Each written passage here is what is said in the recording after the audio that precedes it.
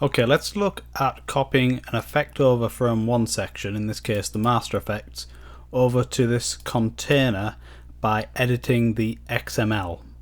So I've got a few things open here because I'm working on some other projects, but what we're interested in is this one.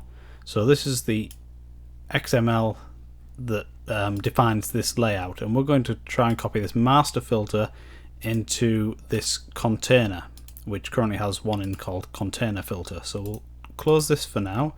We'll open the XML. Let's minimize that as well. Get rid of all this stuff we don't need.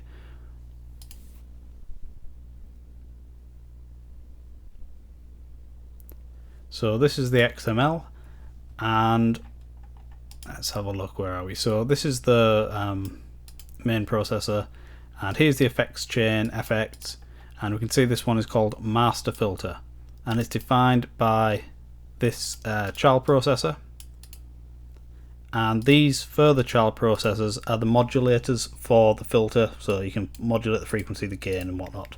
So in order to copy this one down to here where we have the container, we need to copy all of this that's in the child processors. So we copy all of that, or actually we're going to cut it, so Control X there,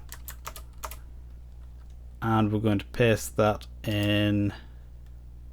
Oh, actually I didn't need to copy the child process part, just need to copy everything within the child processors.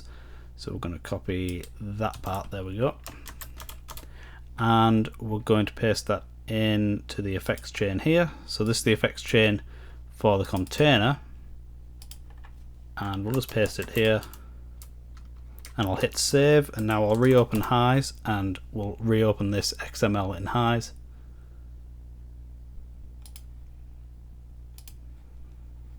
And as we can see, there's no effect now in the master container, and in here we have two effects.